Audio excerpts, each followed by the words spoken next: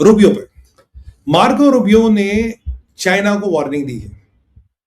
Marco Rubio ने कहा कि जो चाइना ने जापान को लेके कहा और जो चाइना का बिहेवियर है ये हमें एक्सेप्टेबल नहीं है।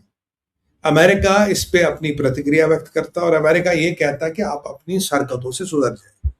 और अगर यही नहीं था तो ट्रंप ने, मैं आपको वो शायद पोस्ट दिखा भी देता हूं, I think somewhere in my mobile phone, let me send it to my team.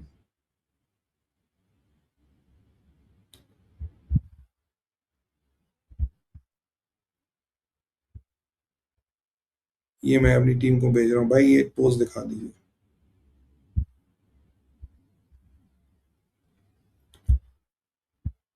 Give me a second.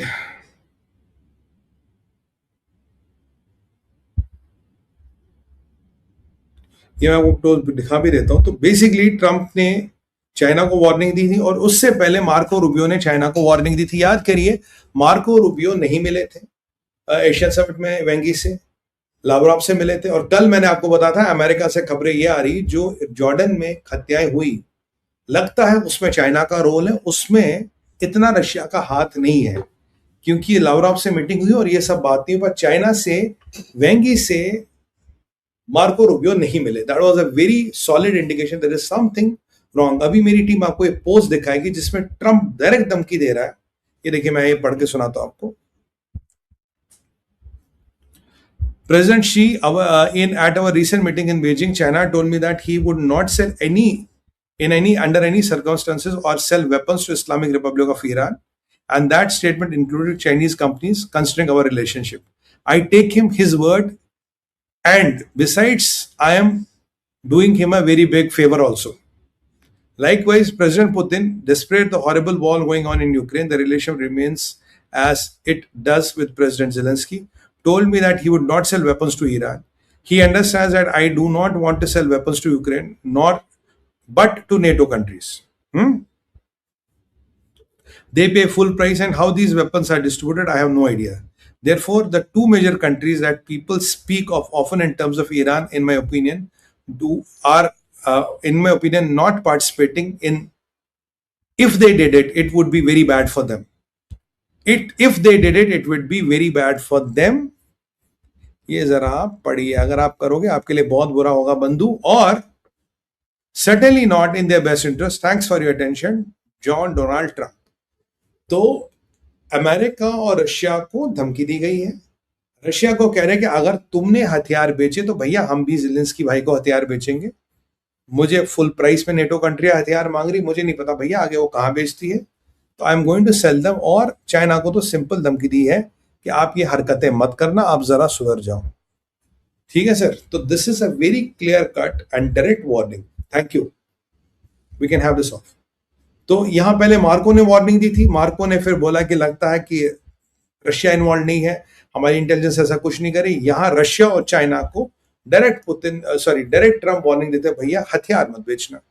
अगर आप इन सब चीजों का समावेश दें, और उसमें मैं एक लाइन जोड़ूं कि इसराइल में शेल्टर बन रहे हैं, जो आप जानते हैं, अगर युद्ध नहीं हो रहा, अगर युद्ध की तैयारी नहीं हो रही, एक निर्णायक युद्ध की तैयारी नहीं हो रही, तो ये सब चीजों का होना बेमानी, it does not matter at all. अब जरा आगे चलते हैं इलॉन मस्क की ओर। इलॉन मस्क, आप जानते हैं कि दुनिया का रिचेस्ट मैन है। He is the only man whose net worth is now in a trillion. Trillionaire कोई नहीं है except Elon Musk. People have their inhibitions against him, their apprehensions, but he remains the world's most richest man, and to a great extent, world's most powerful and most influential man.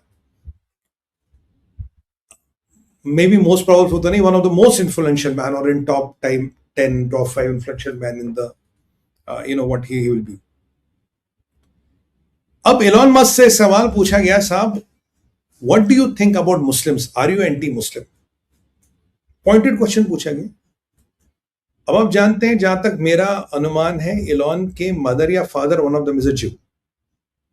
तो Elon ने बोला देखो, anybody who does not respect western values,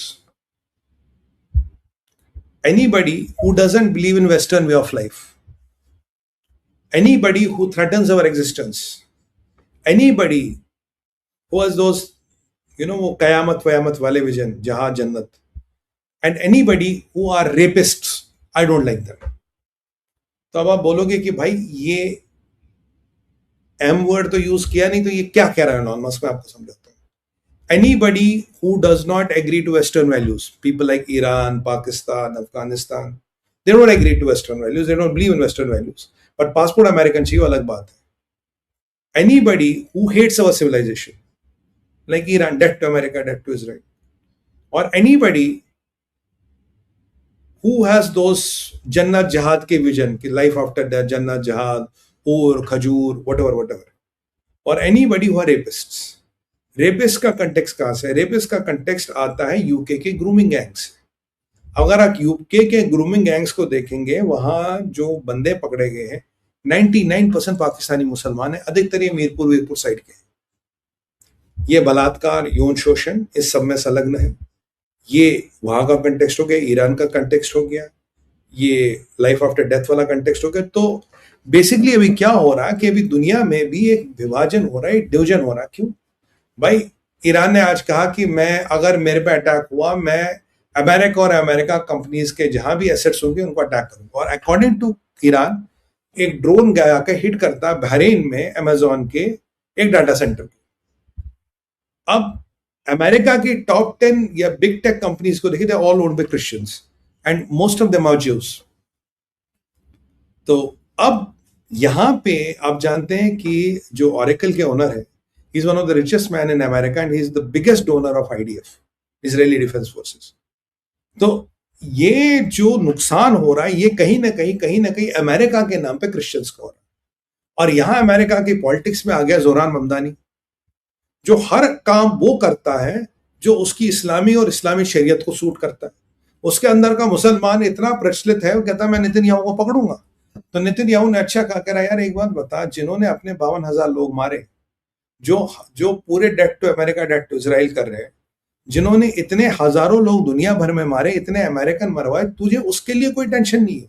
वो Iran का ambassador आएगा, यहाँ निकल जाएगा, तुझे उसको अरेस्ट नहीं करना, बट तुझे नेतन्याहू को अरेस्ट करना क्यों? अगर जेनोसाइड की बात हो रही है तो ममदानी साहब एक बात बताओ, जेनोसाइड आप कह रहे हो नेतन्याहू ने गाजा में किया, राइट? ये जो जेनोसाइड खमेनी ने किया विद इन ईरान, उसका ये जो पिछले 50 साल से खमीनी और खमेनी कह रहा था यहूदों को मारना है, दिन काफिरत, आखिरत या कयामत लाना है, सो पूरे यहूद, all Israel has to be wiped out. ये जेनोसाइड नहीं है। उस जेनोसाइड के लिए मैंने प्रॉक्सीज बनाई, मैंने टेरर नेटवर्क्स बनाए, मैंने टेरर फंडिंग इकट्ठी की, मैंने न्यूक्लियर बम बनाने की कवायद की। आज के डेट में मैं रोज पिट रहा हूं, मेरे लोग मर रहे हैं क्योंकि मुझे न्यूक्लियर बम बनाना उन्हीं यहूदियों पे गिराने के लिए। ये जेनोसाइड नहीं है क्या? अगर इसे जेनोसाइड नहीं कहते तो जेनोसाइड किसको कहते हैं? तो भाई ये तेरी आंखों में कैटरैक्ट हो गया क्या? पॉलिटिकल मोतियाबिंद हो गया? या तू अब वो मतलब अमेरिका को दारुल इस्लाम में मुसलमान करेगा? या तुझे लगता है कि यहां सब पूतिए है, कुछ भी बोल दो चल जाएगा? मतलब क्या समझ रखा है अमेरिकन को? और ये जो तुम्हारा गुरु है ओबामा, ये जो तुझे रोज नए नए पहाड़े जो तुम कह रहे हो, अरे प्रॉफेट मोहम्मद साहब ने हिजरत की थी और इस्लाम इतना बड़ा रिलीजन बना, शांतिपूर्व, शांति प्रिय मजहब बना और दुनिया का उद्धार किया। हमें भी हिजरत के दरवाजे अमेरिका के लिए खोलने चाहिए। जो आए हम न्यूयॉर्क में उसको गले से लगाएंगे। मतलब न्यूयॉर्क में तुम दुनिया भर के मुसलमानों को कह रहे हो आ जाओ, दारुल इस्लाम बनाएंगे, यहाँ शरिया चलाएंगे। और तुम्हारे मुस्लिम ब्रदरहुड का ऑब्जेक्टिव तो है ही टेक ओवर अमेरिका। तो भाई तू तो उसका ही एजेंट है, तू तो मुस्लिम ब्रदरहुड का एजेंट है। But anyway that is not the issue. तो अब यहाँ ना अमेरिका वाले भी पक गए हैं। ये भी बेचारे चुप रह रहे थे, एक बार, दो बार, तीन बार, यार छोड़ो क्या मुंह लगना, कोई बात नहीं, कोई बात नहीं। अगर अब ये खूब इस्लामी एजेंडा ही चल रहा तो यह अमेरिका भी जवाब देने लगा। वैसे इलॉन मस्क व्यापारी है, राजनीति में नहीं पढ़ता। यूजुअली बिजनेसमैन लोग राजनीति में नहीं पढ़ते। बट जब अति हो गई, जब पराकाष्ठा हो गई, जब बिल्कुल ही तबाही मच गई, आप अपना इस्लामी एजेंडा अपनी न्यूयॉर्क की मेयर की कुर्सी पे बैठ के ऐसे चलाते हो जैसे ट्रम्प के आप बॉस हो या विदेश मंत्रालय आपके अंडर आता। तो मार्को रूबियो कल आपसे पूछेगा सर क्या करूं? और उस दिन कह रहा है कि जब Trump did not brief me on attack on Iran. अबे तेरी औकात क्या है? तू जाके देख, स्कूलों में पानी आ रहा, सड़कें साफ हो रही है, ट्रम्प तुझे ब्रीफ करेगा या तेरा नाम हमदानी है इसलिए तुझे ब्रीफ करे? ये कहते हैं ना चूंटी को नजला होना। और अब ये जो डिवीजन ममदानी ने कर दिया अमेरिका की पॉलिटिक्स में, अब सबको समझ आता है। एलॉन मस्क को समझ नहीं आता कि नेतन्याहू को क्यों पकड़ना, लैरी पेज को समझ नहीं आता कि नेतन्याहू को क्यों पकड़ना, जकरबर्ग को समझ नहीं आता, सबको सब समझ आता है कि आपको नेतन्याहू को क्यों पकड़ना, आप नेतन्याहू के पीछे क्यों पड़े। तो अल्टीमेटली एलॉन ने बोल दिया, बोला भाई ये कुछ कैरेक्टरिस्टिक्स हैं। और अगर आप देखें बोको हराम में कितनी महिलाओं को सेक्स स्लेव बनाया, नाइजीरिया में क्रिश्चियनों के 25,000 चर्च जला दिए, 60-70 हजार लोगों को मार दिया, आईसिस गर्दनें काट काट के लैंप पोस्ट पे लगाता था। ये हिजबुल मुजाहिदीन और ये सब हमास हिजबुल्ला आप जानते हो। तो इसके बाद अगर एलॉन ने कहा ग्रूमिंग गैंग्स किसी से नहीं छुपे, अब ईरान ने मुस्लिम वर्ड ना यूज करके उसने एक जवाब सा दे दिया, और जवाब किस आंसर में दिया, sir what do you like Muslims, what do you think about Muslims, ने जवाब दिया। अब ये मेरे विचार नहीं है, एलॉन मस्क के विचार है जो मैं आपको बता रहा हूं। तो आप समझिए अमेरिका में एलॉन मस्क का बोलना मैटर करता था। ही is the most influential or one of the most influential man in United States of America. You may not like him, you may not agree with his ideas, but उसकी औकात तो है ना, अगर ये बोला तो कल 4 और खड़े हो जाएंगे। तो कहीं ना कहीं अमेरिका की राजनीति में, अमेरिका की सोसाइटी में ये डिवीजन हमें देखने को मिल रहा है, और ये डिवीजन का कारण ही है ममदानी। इस डिवीजन का कारण ही है ये। और बेसिकली अब तो डेमोक्रेट भी कहते हैं basically Islamist trying to infiltrate democrats. तो ये तो एक सोशलिस्ट इस्लामिस्ट है जो डेमोक्रेट्स को इन्फिल्ट्रेट कर चुका है। बट ऐसे बहुत से लोग हैं जो यहां भी इन्फिल्ट्रेट कर चुके हैं, जो हमारी भी पॉलिटिकल पार्टियों को इन्फिल्ट्रेट कर चुके हैं। पर वक्त आने पे सारे खारे की पोल पट्टी खुलती है, but that is not important.